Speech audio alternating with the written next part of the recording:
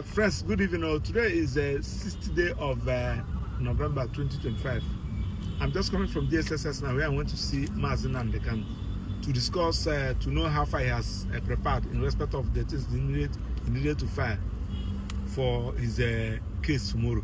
But surprisingly, he told me that after the proceedings of that yesterday, he pleaded with the DSSS that they should allow him to do the necessary affidavits and the filing he needed to do in the court. They said no, that they should get to the office first, then he can now come back.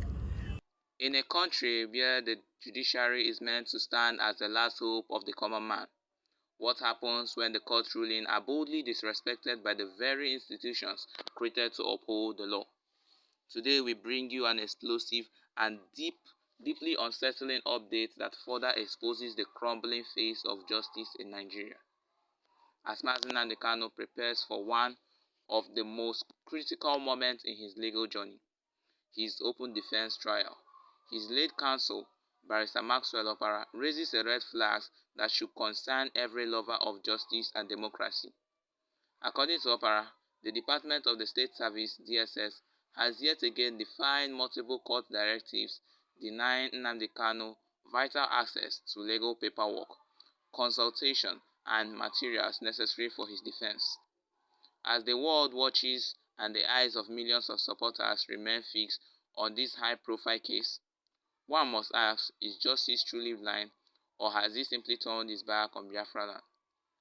This isn't just about a man on trial, it is about the erosion of fundamental rights, the deliberate silencing of voices seeking self-determination, and the weaponizing of legal system against dissent.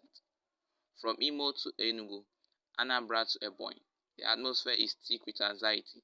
People are asking, why is a man who has not yet been convicted being treated by worse than a prisoner of war? This update isn't only a reflection of the legal chaos surrounding the Nnamdi Kanu trial. It is also a glaring mirror to the growing insecurity and the authoritarianism spreading across Nigeria's political landscape.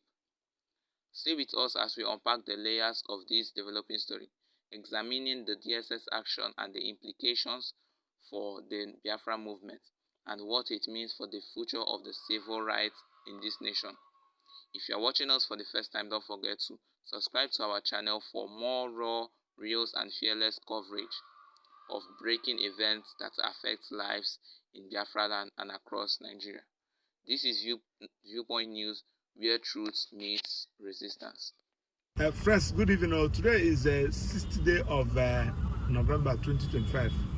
I'm just coming from DSSS now, where I went to see Nnamdi to discuss, to know how far he has prepared in respect of the things he needed to file for his case tomorrow. But surprisingly, he told me that after the proceedings of that yesterday, he pleaded with the DSSS that they should allow him to do the necessary affidavits and the filing he needed to do in the court. They said no, that they should get to the office first, then he can now come back. On reaching to the office, he asked them that let him go back. They said no, that he should leave it today. That since morning till the time I came, I went there around 3. They refused to take him where he's supposed to do the affidavits and the necessary papers, so thereby frustrating him for his case tomorrow. And you know that he is representing himself, and there are some affidavits he needs to do by himself.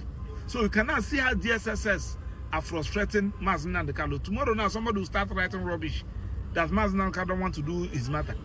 You see, and we continue to plead that, please, court, to send this man to prison, to Kuje prison, where he will have adequate time.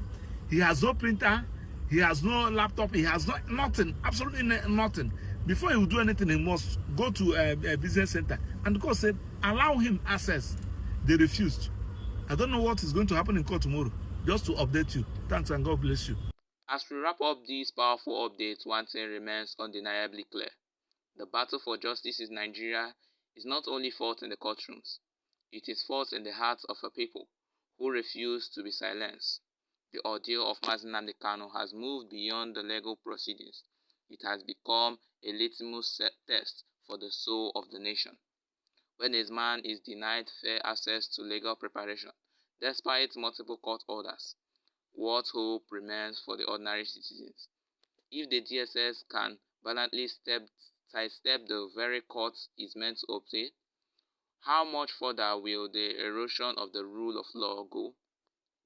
Barrister Maxwell Opara revelation today is not just about another complainant from a defense lawyer. It is a cry for justice echoing across the southeast and beyond. It is a call to all Nigerians, especially those who still believe in fairness, equity, and human dignity. Let this not be another day where we scroll past the pain of a people.